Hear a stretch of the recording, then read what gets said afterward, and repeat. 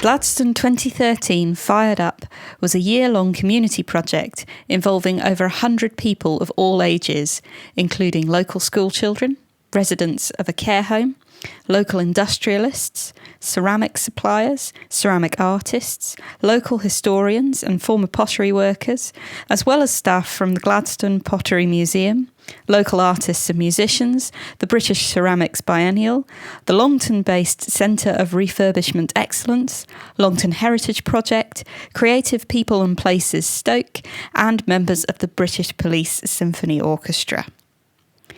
With funding from the Arts Council England, Stoke-on-Trent Council, local businesses and other sources, we were able to deliver a series of workshops for school children and adults running from April through to September 2013.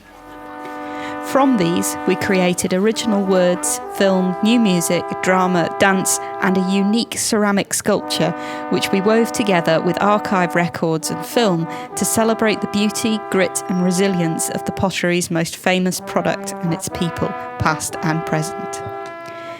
This material fed into a celebratory, immersive performance on site in and around the original factory buildings at Gladstone Pottery during Heritage Week 2013. This is the film of that event.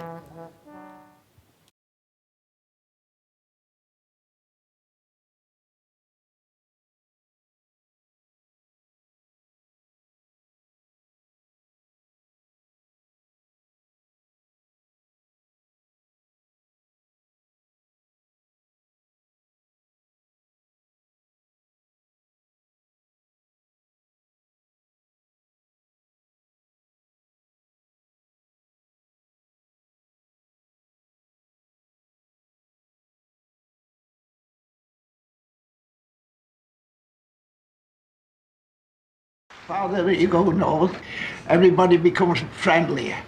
But you won't find any more friendly people in the potting industry. No, you won't. They're Staffordshire people, and it's that, I think, that keeps people together. They're very friendly, they're very hospitable, and they just all seem to get on together. I lived in Gladstone 20 years. I'm 106 now. Oh, lovely memories. I've got memories of this one here. We used to have a window over there, and it was an old room. She'd go dress up as the mystic woman, and then I used to handle them on bends, like, and you fill them with slip. Cut them when they was dry, then stick them on. Although the heart of this, the whole music and the whole idea of this performance, celebration of the pottery industry, came from the heart of the factory itself, which is the steam engine, which is still played now. And when I first came, I was walking around and I just heard and saw this fantastic machine and all the sound it was making, and I isolated each one and just thought this could be such a spectacular, rhythmic and visual piece of music in itself. And that's really the basis for the whole of the work. All the rhythms continually return. They first appear in the jobs that people do, and then they form this huge hymn that people sing, really showing that yes, the machine is the heart of the industry, but without the people, without the beating hearts of the people making the parts, we would have no industry anyway.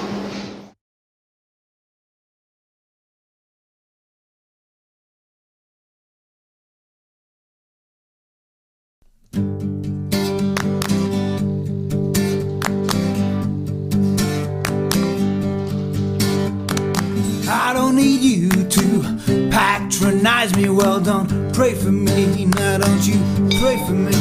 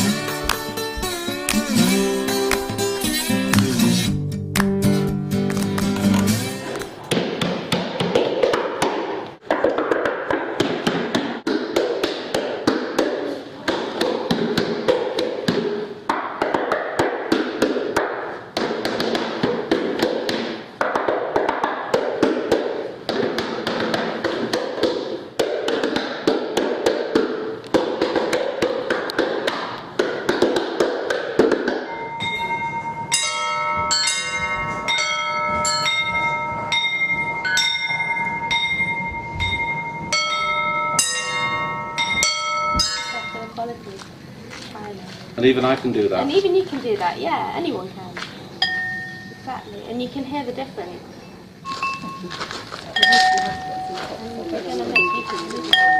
Excellent, fantastic. It has been a great privilege and pleasure for the British Police Symphony Orchestra to be part of this. The Gladstone Fired Up project is a fantastic, inclusive project involving many local people, people from very different backgrounds who have got very different things to contribute and to offer.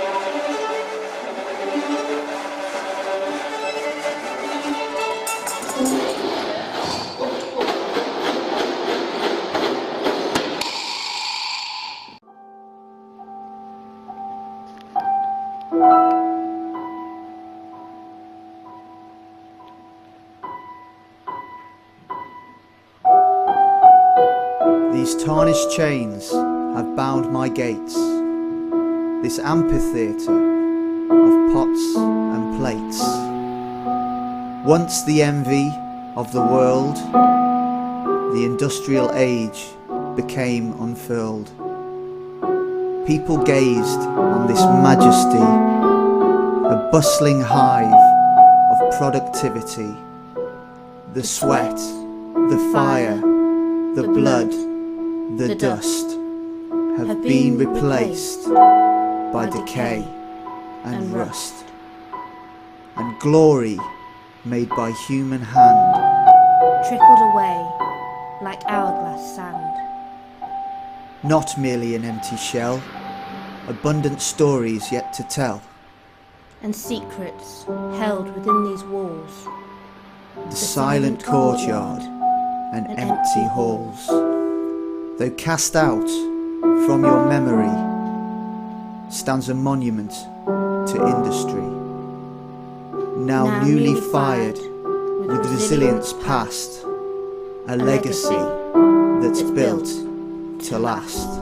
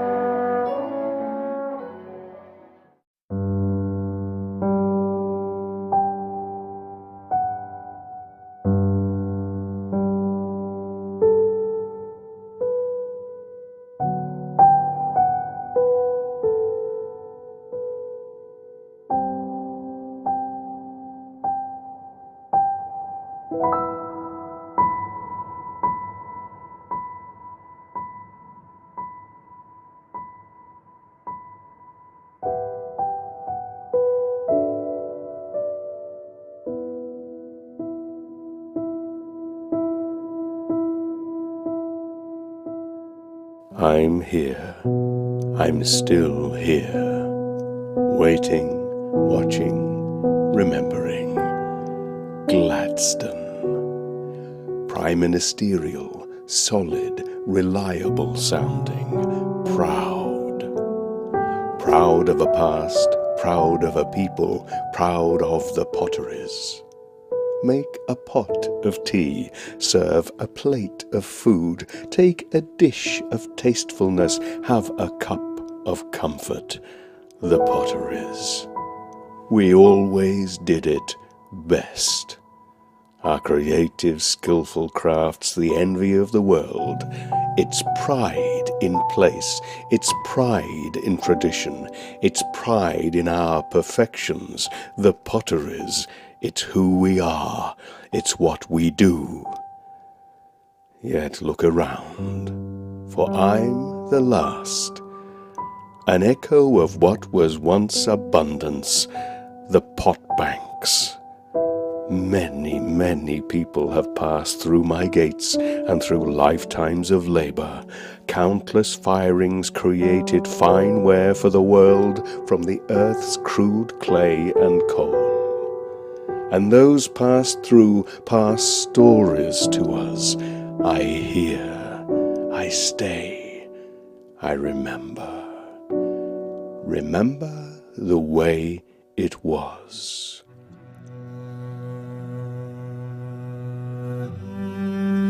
Mr. Mayor, Aldermen, special guests, I would like to welcome you all to my new factory, the Gladstone, named after our greatest and most devoted Prime Minister, Mr. William Ewart Gladstone. This wonderful new works is designed to efficiently produce the very best pottery and to look after the welfare of its workers, so long as they look after the interests of our business. We offer a good day's wage for a good day's work, and to make sure that we get that good day's work, we make sure that every day starts exactly the same, with the clocking on.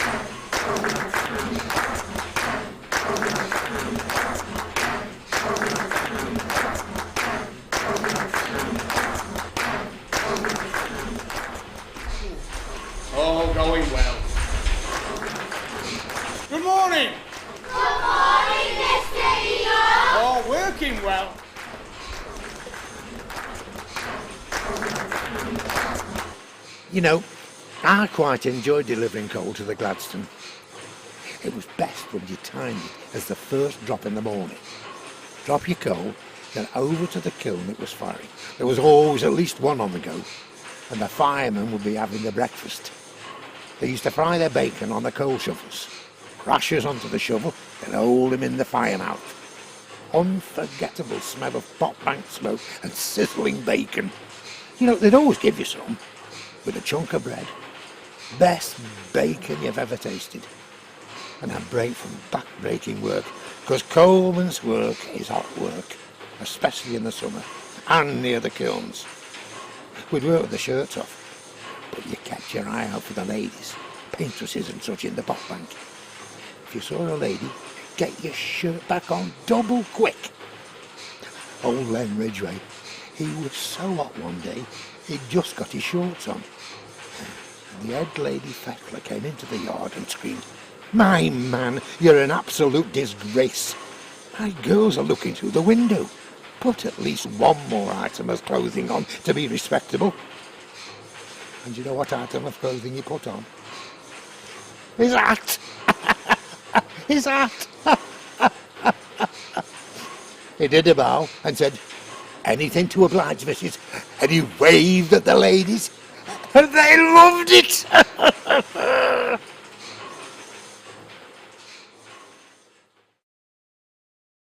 I worked as a paintress. The printed ware was given to us in dozens, but rather like a baker's dozen being 13, each item would have a different number to the dozen. Saucers were bad work, as there were 16 to the dozen. 12-inch plates were good work, as there was only 6 to the dozen, even though saucers and plates had exactly the same pattern on them. By the end of the week, the unglazed biscuitware was so rough it would rub your skin on your fingers away until they bled. My mum had worked there so long she had no fingerprints. Her fingertips were completely smooth. My mum worked as a bluer. She painted the dark blue underglaze. It was very hard as the blue was so soft that it was difficult to paint with, and you had to be very clean, because any finger marks or dust, well, you couldn't see them before it was fired. But afterwards they showed up very dark and the ware couldn't be used. And after all that work, it would just have to be smashed.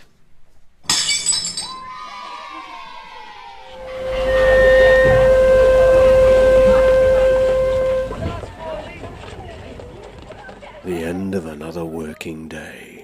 A working day like every other working day. Routine, repetition, that's the secret. A constant application of skill and effort and timing and force and dedication. Hand and eye in skillful combination. Slip-making, plunging, pressing, throwing, casting, decorating, firing, glazing, firing, firing, firing, constant, repetitive, brings forth the quality of the ware. What could we have gone on to achieve if machines hadn't had their way, hadn't taken over? We were skilled, we were craftsmen, we crafted with the art of eye and hand and skill. The industry of individual men and women was local. We were proud. We made things we were proud of. We were like family, working here, going to chapel, same works, same chapel, same singing from the same page. Our handmade earthenware and china had a ring to it.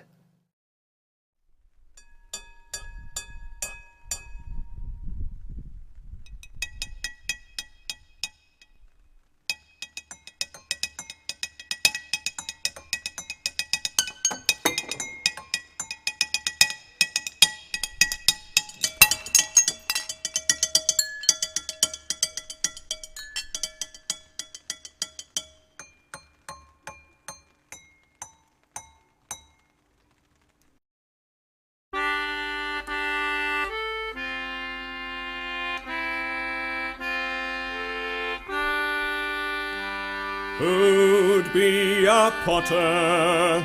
I'd like to know, with prices so high and wages so low. You toil like sweating blackamoors to satisfy your master, and each day you breathe the clay, you die a little faster. So who'd be a potter? I'd like to know. Children, young as the sunrise, clock in as soon as the cock crows. They are but slaves chained to a wage. Beaten by the heat of the ovens, they are thirsty for a better way.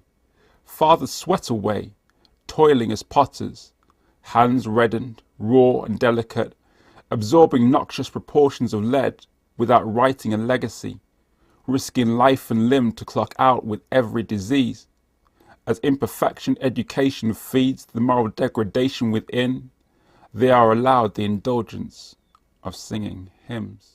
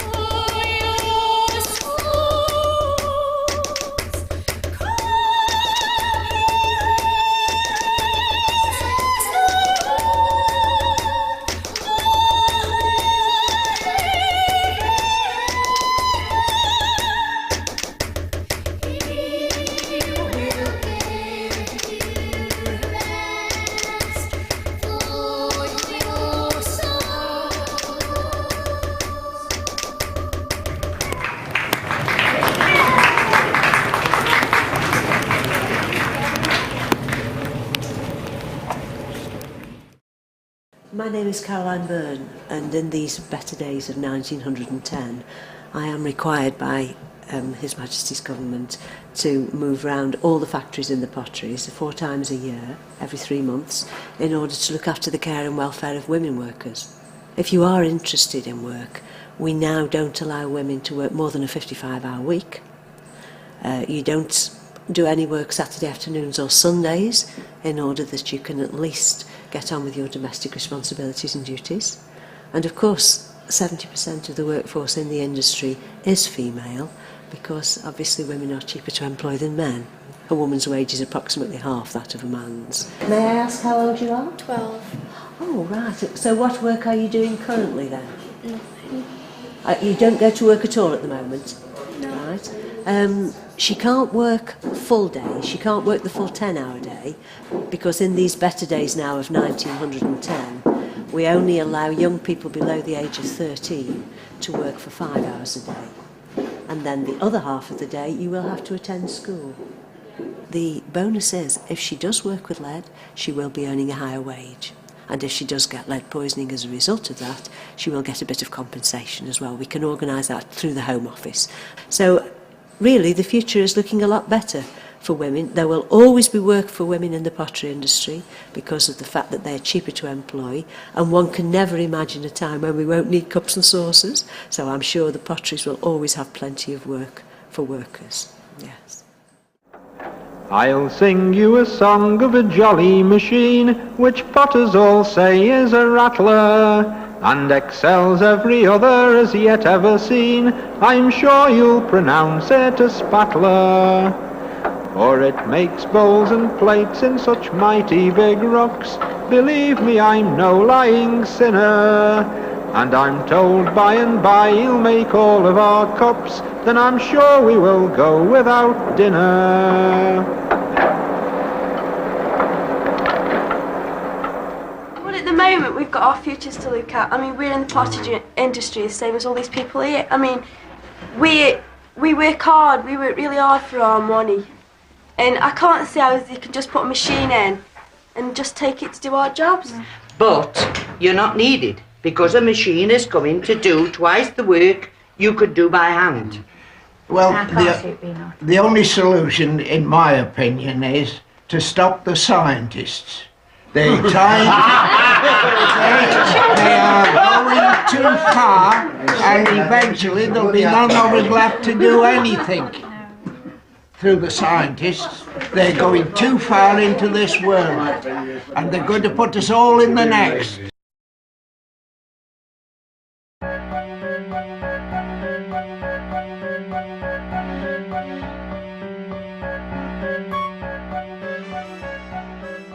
I am the apple of my master's eye. I dare not crunch the numbers that I punch in till I slumber, rebooting my motivation daily like news that's breaking only to tell you the same thing. I am an alias. I am seen as an alien in familiar homes, powered up and down in hangars clothed with weary souls. I am wise with fool's gold, so I drink in every barcode in the hope of breathing. Hearts pound the silence like buffalo stampeding in unison. I am the we are the pavement and the drum. I am the we are the stickler that sticks to task because it's better in work than rolling die cast. An outcast. Over time I'm in early and out last, walking through my boulevard of molten dreams, drowning in hope that I might marry the flow of misfortune, favouring the brazen. Just living is an act of bravery, for I am as we are arteries, pumping out whatever we need to. I am our eyes as we see with one mind and one conscience. Our oneness like a pendulum swings like a grandfather clock does. We tick boxes while ticked off with degrading options. I am as we are the one answer to the multiple choice. I am as we are many lips with one voice. I am as we are a whole deck yet one pack. I am as we are sticks of dynamite enlightened for a greater impact, 'cause I am as we are one.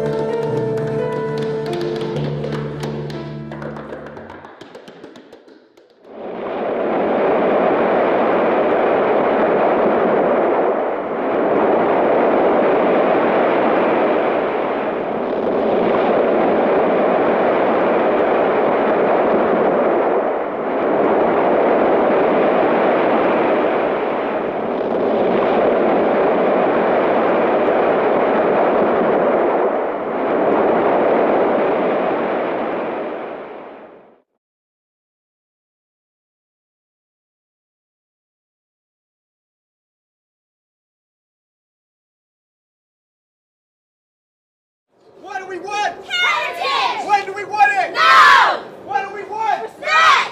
When do we want it? Now! What do we have? Legacy! When do we show it? Now! What do we have? Pride! When do we show it? Now! What do we want? Heritage! When do we want it? Now! What do we want? Respect! When do we want it? Now! What do we have? Legacy! When do we show it? Now! What do we have? Pride! When do we show it? Now!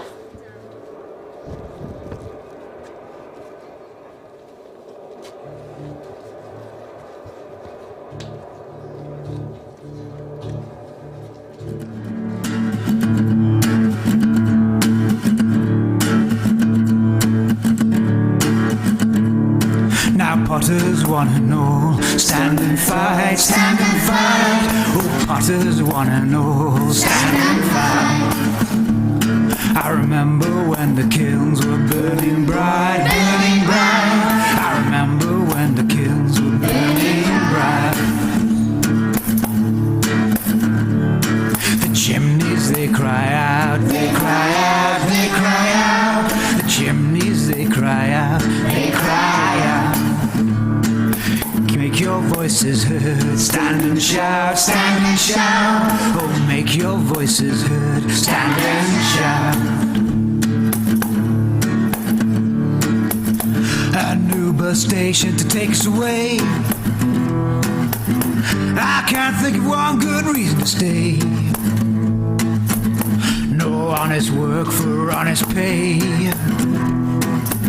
and this town gets worse every day.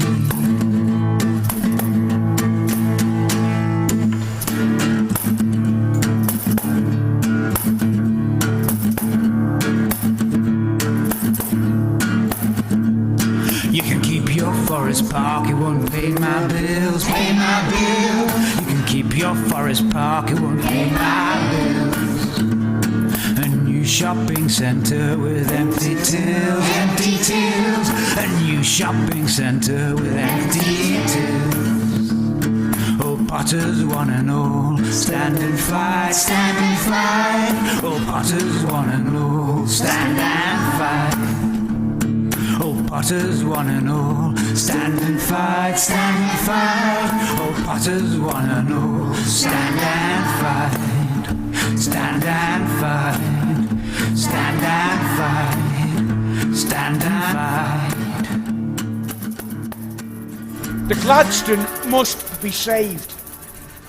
It's the last surviving complete bot bank with buildings which are not in a dangerous state. It has a complete range of bottle kilns. It's got workshop spaces that we can use as galleries to show the people of today the life of the potter of decades past. It can be a working museum. We can still make and fire pots. The public can see us make and fire pots like the handcraft days of old. If we do not preserve the buildings, the machinery and the many ways of making and operating, then the heritage of the Staffordshire potteries will be lost. It is part of human nature that there is a universal tendency to forget. We cannot let them forget. We must raise the funds to save this now unique pot bank from demolition. We owe it to the city of Stoke-on-Trent. We owe it to our ancestors. We owe it to our families. The Gladstone must remain. What do we want? Heritage! When do we want it? Now! What do we want? Respect! When do we want it? Now! What do we have? Heritage! When do we show it? Now! What do we have? When do we show it? Their bricks are old, but the remains of some of the old pot banks still stand. If you were born in Stoke-on-Trent, their history goes with you, hand in hand.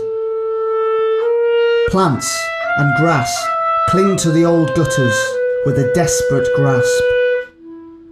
But are they haunted, I hear you ask? Old window frames with broken glass, leaving ghostly, ingrained faces of the working class. Faces of someone's mother, father, son, daughter, husband or wife, all staring at the freedom outside the pot bank window, all praying for a better life. To me, they still feel alive.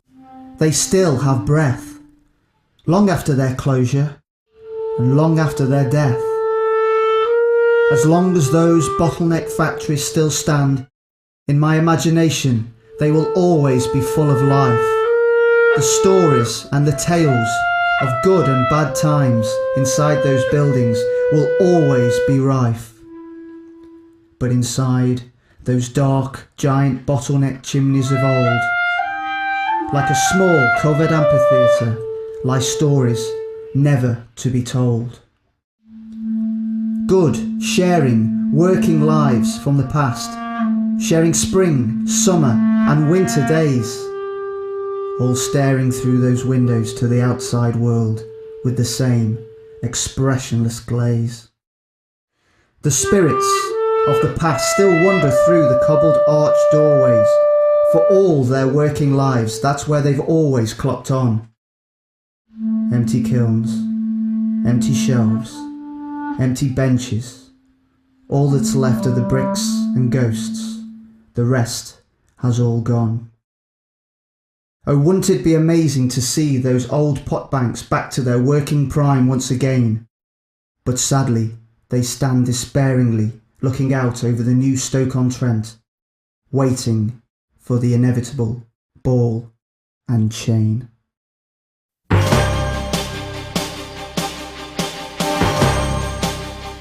Stoke-on-Trent, also known as the heartbeat of the British pottery industry, has come under fire in recent times due to spiralling costs and overseas competition. However, local people have decided that they won't go down without a fight, as this volunteer suggests.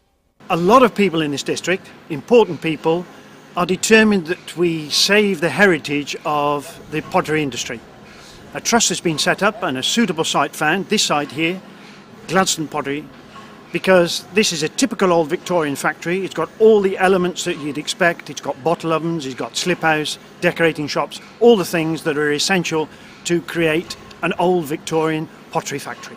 As the fight back begins, volunteers are being sought to visit Gladstone Pottery in Longton.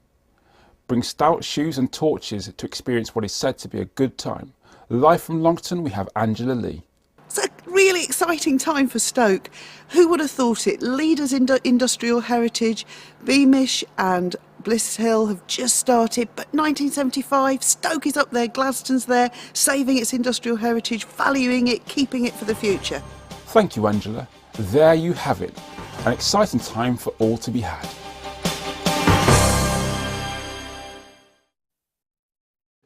Once we arrived, it was obvious that the place was derelict.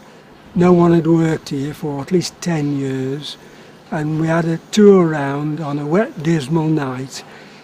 The floors were falling through, some of the buildings were falling down, so we set to ripping out old piping, moving benches, all the wear had been left where it was, so all that had to be moved.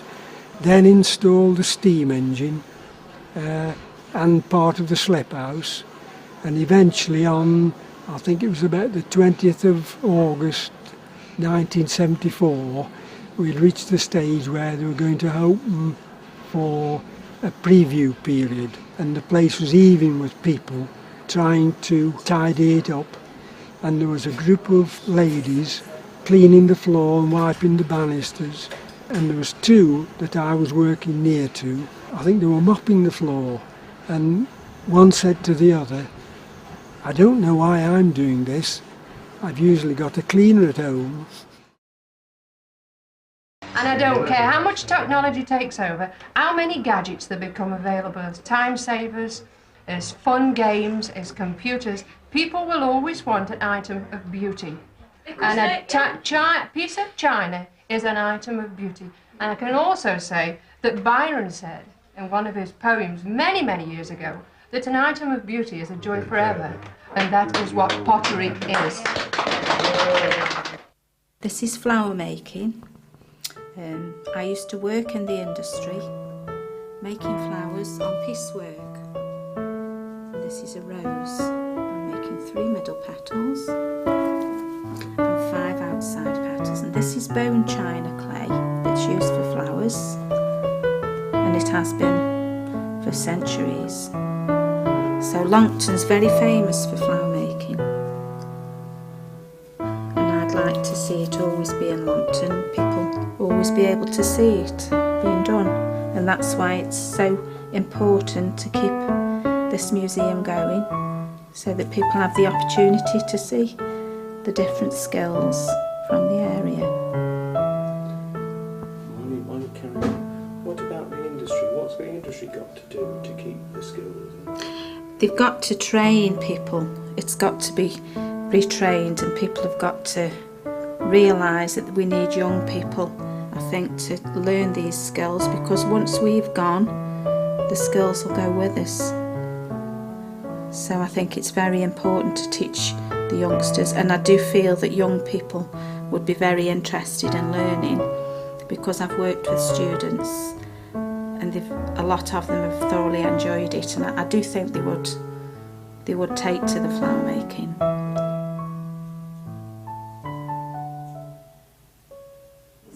In modern factories, they jigger and jolly and slip cast, so throwing isn't used in a modern factory anymore. We've still got a very good industry in Stoke-on-Trent, in the pottery industry. I think the future of the potteries lies in the hands of people like Wedgwood. And Wedgwood are the only people now that can really push forward with training schemes. Training schemes are essential for freehand painting, flower making, dipping, casting, all the old skills that have gone.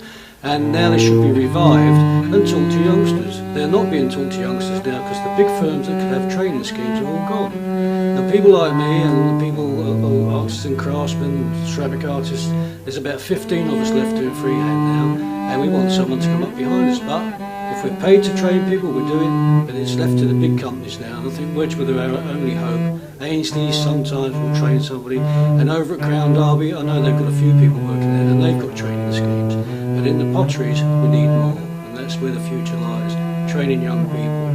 And of course, giving them an idea that there's a good career in this, which there is. There's an up-and-coming collector's market. A lot of companies are realising that now, and starting off with prestige work like I'm doing here. People know that if you keep the collectors happy, you'll keep going. If you don't keep your collectors happy, then you go down.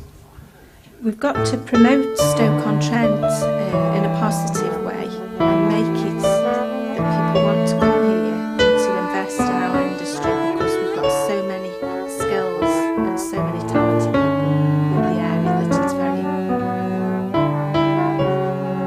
When it comes to the importance of culture and heritage of the potteries to Stoke-on-Trent, it's absolutely fundamental. There are very few cities in the world which are named after their industry. You can think of Motor City in America, but the potteries defined Stoke-on-Trent. This was where the Industrial Revolution began. This was where some of the great industrial innovations of British history started. So we have to look after our ceramics heritage, but we also have to make sure we have a growing and prosperous industry for the future. Here we are at Steelite. I've come in as an apprentice, I've progressed, I'm 19 years old and I've just won the award for Apprentice of the Year. I know I've only been here a couple of years, but I can see a way forward, I can see a progression route, and I think my career is going to be great if I stay at Steelite. Yes, we need to be competitive here, but when it comes to design, innovation, marketing and heritage brand value, you cannot beat the back stamp which says made in Stoke-on-Trent.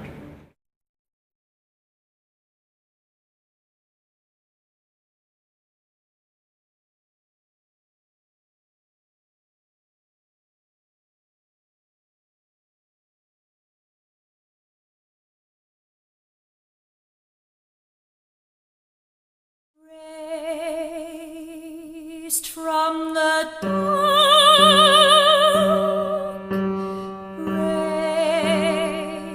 raised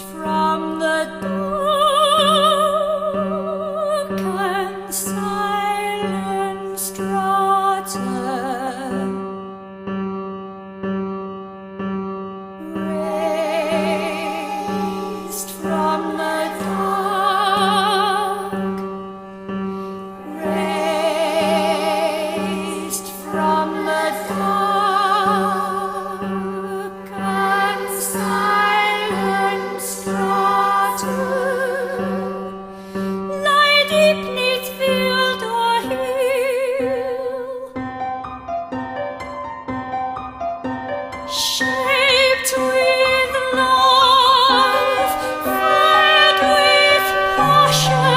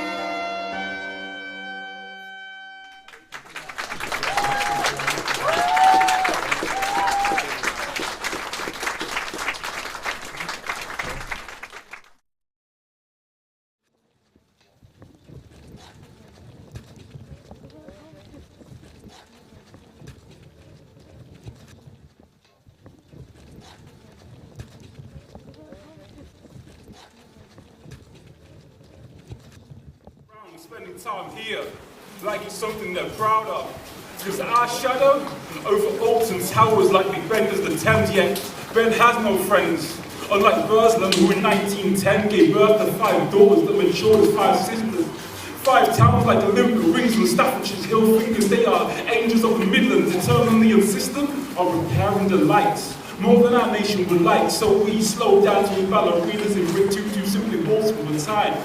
As for generations, smoke like dark nights, the dining table control the sky. We are the iron butterfly, and I recognize that many hands made the heart beat so that we can learn new steps.